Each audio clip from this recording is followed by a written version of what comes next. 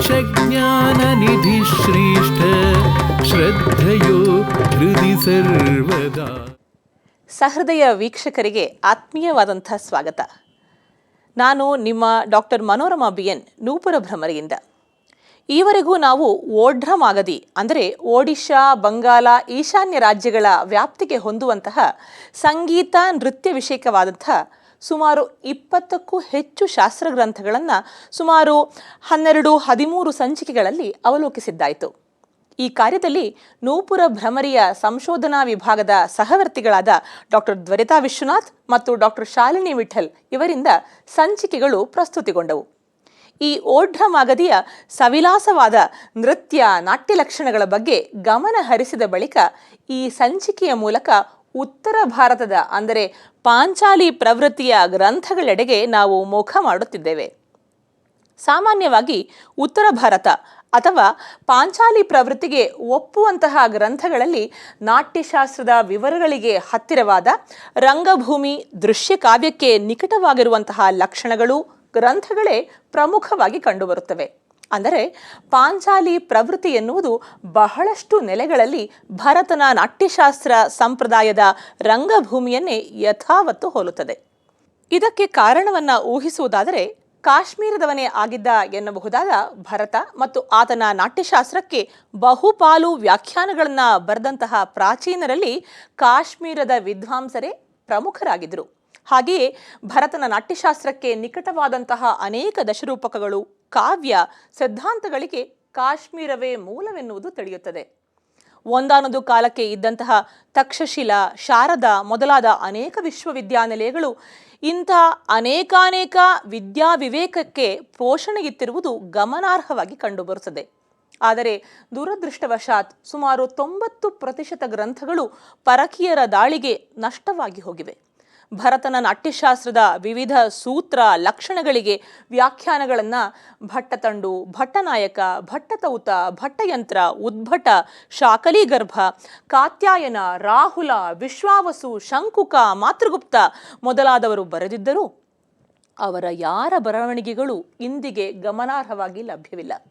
ಕಾಶ್ಮೀರದ ಶೈವ ಸಿದ್ಧಾಂತ ಪ್ರತಿಪಾದಕರಾದಂಥ ಅಭಿನವಗುಪ್ತ ಪಾದಾಚಾರ್ಯರ ಬರವಣಿಗೆಗಳಷ್ಟೇ ನಮ್ಮ ಎಲ್ಲ ಭರತ ಮುನಿಯ ಲಕ್ಷಣ ವಿಶ್ಲೇಷಣೆಗಳಿಗೂ ಆಶ್ರಯಾಗಿವೆ.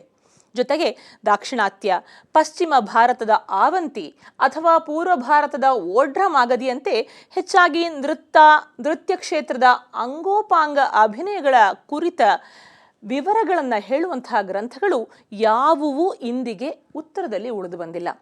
ಅಲ್ಲೊಂದು ಇಲ್ಲೊಂದು ಎಂಬಂತೆ ಕಂಡು ಬಂದಿರುವಂತಹ ವ್ಯಾಖ್ಯಾನಕಾರರು, ಲಕ್ಷಣಕಾರರ ಗ್ರಂಥಗಳಿಂದಾಗಿ ಅನೇಕಾನೇಕ ವಿದ್ವಾಂಸರು ಒಂದಾನೊಂದು ಕಾಲದಲ್ಲಿ ಗ್ರಂಥರಾಶಿಗಳನ್ನೇ ಬರೆದಿದ್ದರು ಎಂಬುದಂತೂ ತಿಳಿಯುತ್ತದೆ.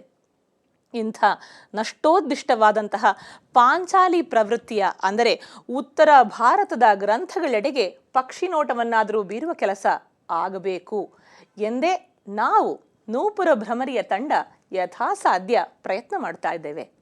ಅದು 10ನೇ ಶತಮಾನದ ಅನಂತರದಲ್ಲಿ ಕಂಡುಬರುವ ಲಾಕ್ಷಣಿಕರ ಕಡೆಗೆ ಇನ್ನು ಮುಂದಿನ ಕೆಲವು ಸಂಚಿಕೆಗಳಲ್ಲಿ ಪಕ್ಷಿ ನೋಟ ಬೀರೋಣವೇ? ಡಾಕ್ಟರ್ ದ್ವರಿತಾ ವಿಶ್ವನಾಥ ಅವರ ಸಂಚಿಕೆಯಿಂದ ಈ ಉತ್ತರದ ಪಾಂಚಾಲಿ ಆರಂಭವಾಗುತ್ತದೆ. ಬನ್ನಿ, ಆನಂದಿಸಿ. ನಮಸ್ಕಾರ.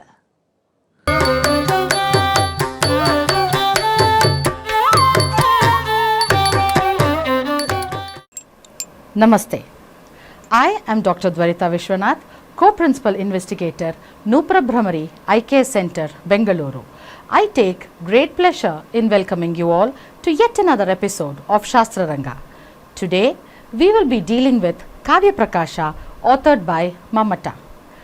Mamata's Kavya Prakasha is of great importance to the field of Kavya and not exactly Natya. In fact, except Natya, Mamata describes and details everything about Kavya. So many of you must be wondering as to why this has been added to this Shastra Ranga series. This work has been commented and quoted by almost every Alamkarika who comes after him, thus making his contribution immensely worthy. Many concepts of Kavya can be extrapolated to Natya, as Natya is a combination of poetry, drama, dance and music. This, I guess, answers why Kavya Prakasha is here in this series. Mamata belonged to the 11th century and hailed from Kashmir. We get to know that his father's name was Jayata and his brother was Kayata. He is said to have been bestowed the title Rajanayaka. It is popularly believed in the Kashmiri tradition that Mamata was the uncle or mama of Sri Harsha, the author of Naishadhiya Charita. But this could not have been possible as Sri Harsha himself was not from Kashmir. Mamata talks about Abhinavagupta and Bhojaraja in his Kavya Prakasha. So we can deduce that he must be post their period. Ruyyaka in his Alankara Sarvaswa, Hemachandra in his Kavya Anushasanam take quotations from Mamata. Thus, it can be safely said that Mamata is after Bhoja and before Hemachandra. P.V. Kane places Mamata between 1050 and 1100, while S.K. Dey places him somewhere towards the later end of the 11th century. Apart from Kavya Prakasha, Mamata is also the author of the less known work called Shabda Vyapara Parichaya. This is a work on the expressive functions of words. Kavya Prakasha is an important contribution of Mamatacharya. Rajanaka Ananda in his commentary states that Kavya Prakasha was written till Parikara Alankara, that is somewhere in the last chapter, by Mamata, and post that by Allatasuri. But a manuscript written in Sharda Lipi of Kavya Prakasha states that the whole work was a collaborative effort of both Mamata and Allata. That is not our focus for today. It is the treatise and its implications on Natya that interests us.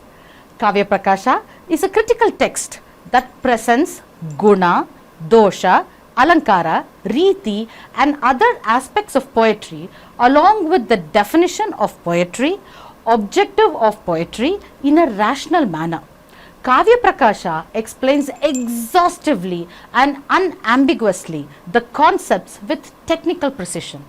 In the words of Dr. R. Ganesh, Hemachandra, Vishwanatha, Vidyanatha, Vidyadhara and others who succeeded Mamata mostly emulated and imitated Kavya Prakasha. Writing commentaries on Kavya Prakasha became a coveted prestige and a touchstone of their perfection for the later critics. Great scholars like Ruyyaka, Vishwanatha, Kamalakara Bhatta, Nagesha Bhatta wrote commentaries on Kavya Prakasha. There is hardly any other technical work in Samskrita which has so many commentaries to its credit. Kavya Prakasha has almost 80 commentaries. Kavya Prakasha is divided into 10 ullasas or 10 chapters. It has about 212 sutras, 143 karikas and 620 illustrations. In this, the karikas and vrittis were written by Mamata and the examples have been gathered from various sources. The first chapter or the first ullasa deals with Kavya Hetu, Kavya Prayojana and Kavya Lakshana. The second chapter deals with Shabda. The third chapter with Vyanjana or suggestion. The fourth chapter with Dhwani and its variety, Rasa and Bhava. The Navarasas are also dealt with in this chapter. Along with these, Rasa Bhasa, Bhava Bhasa, Bhava Shanti, Bhavodaya, Bhava Sandhi and Bhava Shablata are also dealt here. The fifth chapter elaborates on Gunibhuta Vyagnya and its varieties and also Vyanjana and its Siddhi. The sixth chapter is on Chitrakavya and its two varieties Shabda Chitra and Artha Chitra. The seventh is about doshas, the eighth is about guna and the last two chapters are about Shabda and Artha Alankaras. The speciality of Kavya Prakasha is that it has taken into consideration all Alankarikas from Bharata to Bhoja but does not blindly follow or propound any theory. A theory is accepted only after much deliberation. Mamata describes Kavya as Tadat Doshau Shabdartau Sagunavanalam Kriti Punah Kwapi.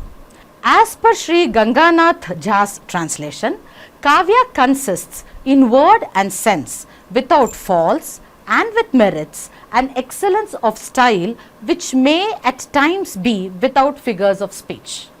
After this, he takes up each of these elements for further treatment and gives a systematized outlook of these.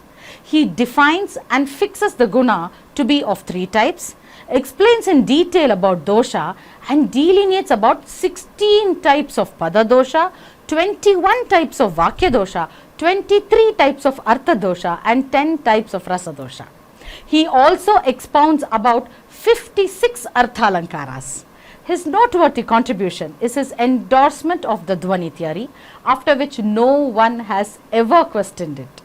Another important contribution of Mamata is the Rasa theory, where he takes up each of his predecessor and their doctrine for a detailed treatment and establishes the Rasa Nishpatti concept. Though this work does not deal with Natya directly, many important aspects of Natya can be derived from Kavya Prakasha, as Natya is nothing but a physical presentation of Kavya, is it not? If you enjoyed this content, do like, share and subscribe to our channel. Look out for short-term certificate courses to enhance your knowledge in performing arts through Nupra Brahmari. And for more reading material related to performing arts, check out our website nuprabrahmari.com. We will be back soon with yet another treatise the next week. Till then, take care. Namaste. येष ज्ञाननिधिश्रेष्ठ श्रद्धयो हृदि सर्वदा येष ज्ञाननिधिश्रेष्ठ श्रद्धयो हृदि सर्वदा।